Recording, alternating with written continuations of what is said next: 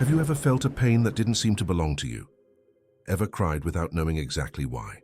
Felt afraid to be fully yourself, as if some invisible force was holding you back? Maybe it didn't begin with you. Maybe you've been unknowingly living pieces of the stories of other women who came before, your mother, your grandmother, your great-grandmother, each of them doing what they could to survive, loving the best way they knew how, silently suffering, and unintentionally passing on what they couldn't heal. Carl Jung once said, "Until you make the unconscious conscious, it will direct your life, and you will call it fate."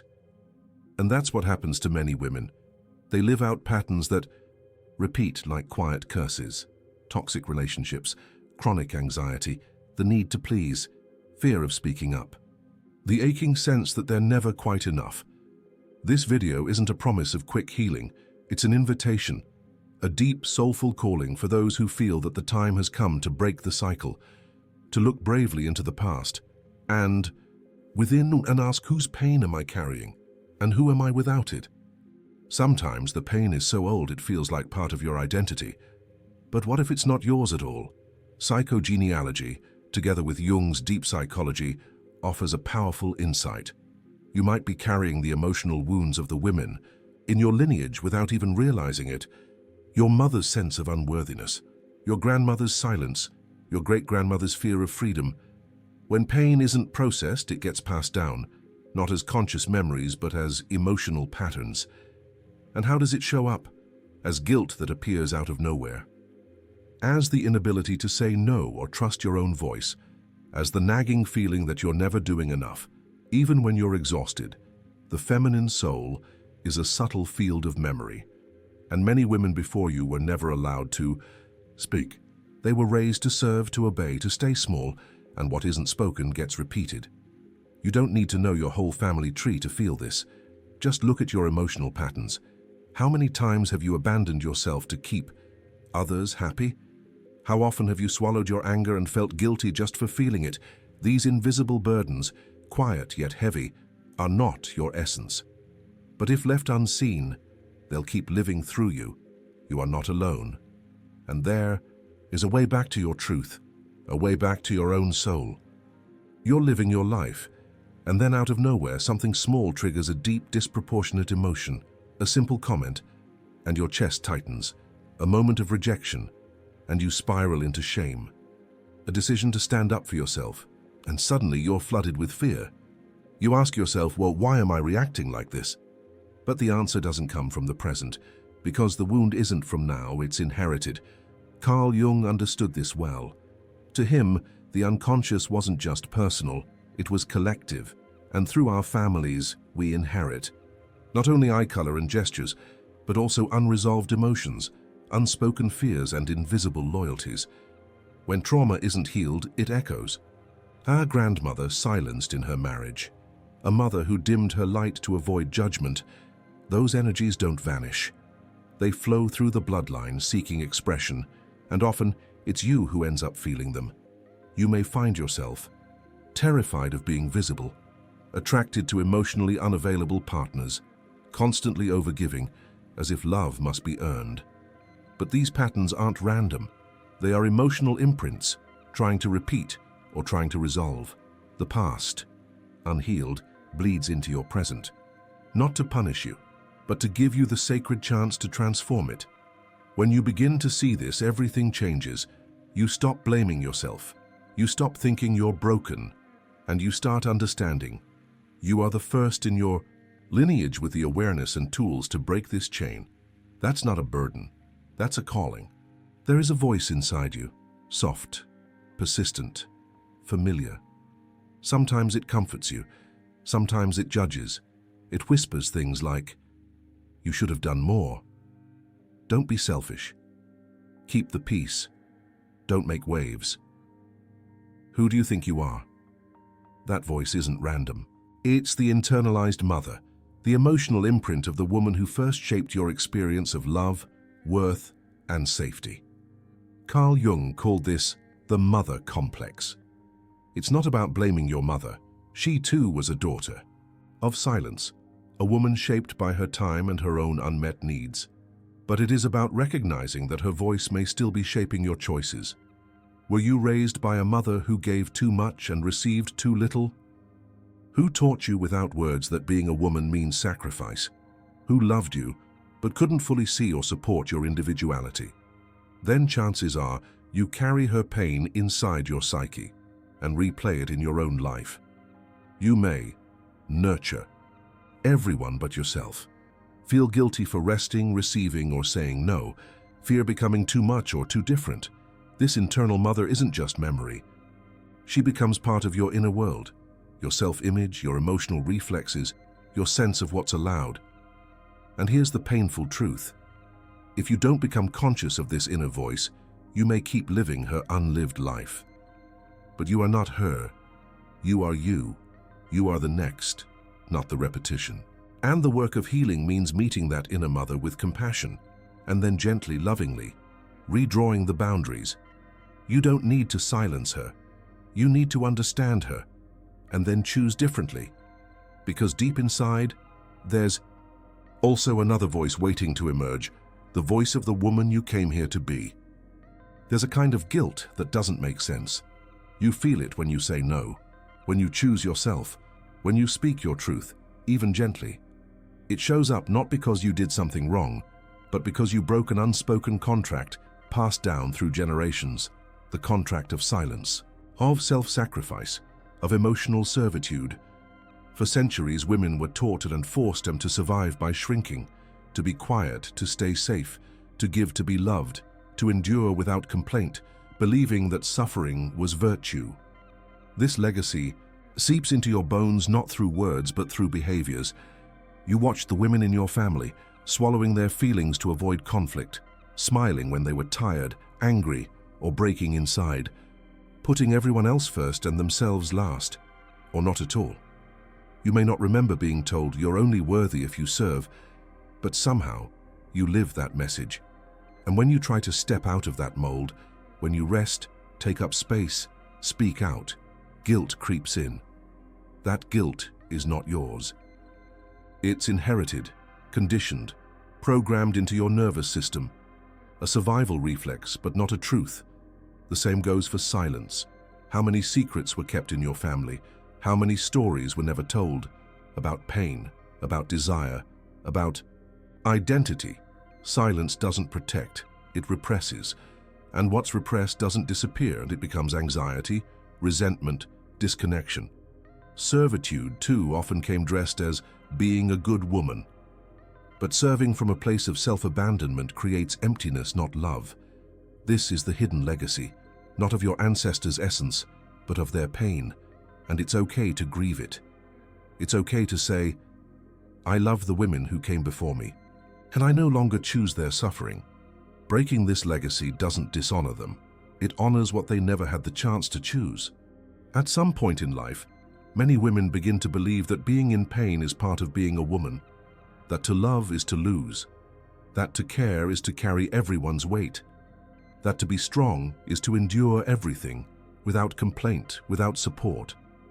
But this isn't femininity, it's the wounded feminine, a distortion born from centuries of repression, abandonment, and survival. You were not born to suffer. You were born to live, to create, to embody the full spectrum of your being. The problem is when pain is all you've known, you begin to confuse it with identity. You think, I'm just too sensitive. I always attract broken people. I don't know how to receive. That's just how I am. But no, that's not who you are. That's who you became in response to inherited pain and unmet needs. Carl Jung reminds us, the privilege of a lifetime is to become who you truly are. And to do that, you need to gently separate your essence from your wounds. You need to look at the part of you that clings to suffering, not to judge it, but to ask, who taught me this was love? Who taught me this was normal? And am I still willing to carry it? The wounded feminine hides in overgiving, in self-sabotage, in the fear of being too powerful. But underneath all of that is your wild, wise, whole self, waiting to be remembered. You are not the pain you inherited. You are not the silence you were taught. You are not the roles you were expected to play. You are the one who can look at the pattern and say, This ends with me. There comes a moment, often quiet, often born from exhaustion or heartbreak, when something inside you whispers, there must be more than this, more than the roles you've played, more than the expectations you've tried to meet, more than the pain you've normalized. This is not weakness. This is awakening. It is the moment your soul begins to respond to the ancient call that Carl Jung called individuation, the process of becoming fully yourself, not who you were, taught to be, but who you were born to be. Individuation isn't about perfection. It's about wholeness. It means looking at your shadows, your wounds, your inherited patterns, not to erase them, but to integrate them, to make them conscious so they no longer control you. But here's the challenge. To individuate, you must often go against the very systems that shaped you. You may feel guilt for breaking family patterns, fear for stepping out of what's expected. You may be called selfish, distant, rebellious, because when a woman begins to heal, she disturbs the unconscious comfort of those still trapped in the cycle. And yet, your soul did not come here to be a mirror for other people's wounds. Your soul came here to remember itself and to live from that truth. The call to individuation is sacred. It asks, will you risk being misunderstood to be authentic? Will you choose inner truth over outer approval? Will you allow yourself to evolve, even if it means letting go of old loyalties? This path is not linear. It's not easy. But it is yours. And every step you take toward your own truth is also a step toward healing your entire lineage. Because when one woman heals, the entire web of life around her begins to shift. Your soul speaks in whispers, but when you don't listen, it raises its voice through your body, your emotions, your dreams. Have you ever had a recurring nightmare? A strange dream that stayed with you for days? A physical symptom that no doctor could explain? Carl Jung believed that the unconscious speaks in symbols, and that dreams especially are the language of the soul. They reveal what's buried, what's longing to be seen, what your conscious mind can't or won't face. A dream of drowning may not just be fear. It could be a call to release emotional burdens. A dream of an angry mother might not be literal, but a reflection of the critical voice you've internalized. A faceless woman chasing you, perhaps a part of your own feminine essence that you've denied. And what about symptoms, that chronic fatigue, the tightness in your throat when you try to speak your truth, the anxiety that comes when you rest, as if your nervous system doesn't believe you're allowed to relax? These aren't just biological glitches, they're soul signals. Your body remembers what your mind forgot. And then, there are the repetitions. Dating the same emotionally unavailable partner over and over, falling into the same argument with your mother again and again, starting over in your career or passions, but never feeling fully expressed. These loops aren't accidents, they are patterns from the unconscious, seeking resolution through repetition. But repetition is not destiny. It's an invitation to awaken. Jung taught that when something repeats, it's because it hasn't yet been brought into the light of consciousness. Once you see the pattern, truly see it, you begin to have a choice, and with choice comes freedom. Your soul isn't punishing you. It's communicating with you through every dream, every ache, every loop, saying gently but firmly, this is not who you are. This is what wants to be healed. Beneath the layers of conditioning, beneath the wounds, the guilt, the silence, there is a woman in you who has never been tamed. She is wild, not wild as in chaotic, but wild as in true, untouched by shame, unapologetically alive, deeply connected to intuition, creativity, and soul.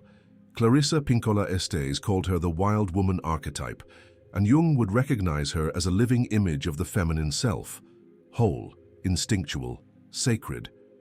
She is the woman who dances barefoot in her own rhythm, speaks from the belly, not the script, knows when to rest, when to rage, and when to love with both hands open. You may have met her in moments when you stood up for yourself without guilt, when you followed your gut even when it made no sense, when you laughed too loudly or cried without shame when you said, no more, this ends with me. But then life pulls you back. Expectations, roles, fear of being too much. The wild woman retreats, not because she's gone, but because you were taught to silence her. Let me tell you something true. She never left you. She's just been waiting for your permission to return. To reconnect with her, you don't need to become someone else. You need to remember who you were before the world told you who to be, and when she returns, something ancient awakens. You begin to trust your inner knowing. You stop apologizing for your existence. You realize that you were never meant to fit in, but to belong to yourself. Reclaiming the wild woman is not rebellion, it's homecoming. It's the sacred rewilding of the soul, and it's not just for you. It's for every woman who came before you, and every woman yet to come, because when you embody her, you break the spell. You show that it's possible to be whole and free at the same time. Healing your feminine lineage is not about forgetting the past. It's not about erasing your mother's pain or pretending your grandmother didn't suffer. It's about saying, I see it, I honor it, and I choose something new. Many women fear that healing will disconnect them from their roots, that becoming different means becoming distant. But true healing doesn't reject where you came from. It redefines your relationship to it. You can love your mother deeply and still say, I won't carry this silence anymore. You can honor your ancestors and still say, the story ends here. The sacrifice ends with me. You are not betraying them by breaking the pattern. You are liberating them and yourself from it, because here's the truth no one told us. Healing doesn't mean forgetting. It means remembering who you are beneath the pain. You don't need to burn it all down. You don't need to be angry forever. You don't need to carry shame for wanting joy. Some women heal by speaking out. Others heal by softening. Some through art, ritual, silence, or tears. There's no right way, only your way. But whatever path you choose, let this be your guiding light. You are not here to deny your lineage. You are here to complete it, to close the cycle with love, to offer back the burdens that were never yours, to say, through your choices, your voice, your freedom, I carry your memory, but not your suffering. This is the sacred paradox of healing. You break the chain not by rejecting the past, but by releasing it with compassion. That is not erasure, that is liberation. You are not just a woman living her life. You are the turning point in a lineage that waited generations for someone to awaken. You are the one who stopped pretending, the one who questioned what was always called normal, the one who felt the ache, the confusion, the rage, and didn't numb it this time. You may not have had a map. You may have walked this path alone, but still you walked. And that changes everything. You are the break in the chain, the place where repetition ends and new life begins. But you are also the beginning, the root of a new story, planted in consciousness, nourished by love. Maybe your mother never got to speak her truth.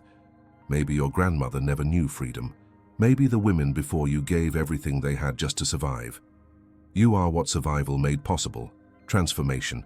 It may not be perfect, it may not be loud, but it is real, and it is sacred. Every time you say no to what breaks you, every time you say yes to your body, your truth, your joy, every time you forgive without forgetting, you are doing the work of 10 generations, and maybe the healing won't be complete in your lifetime. Maybe the fullness of it will blossom in your daughter, your niece, your community, or in a woman you'll never meet, but who will breathe, freer because you chose to feel. This is legacy, this is soul work. And it begins always with one brave woman who says, this is not who I am. This is not where it ends. I choose something new. That woman is you.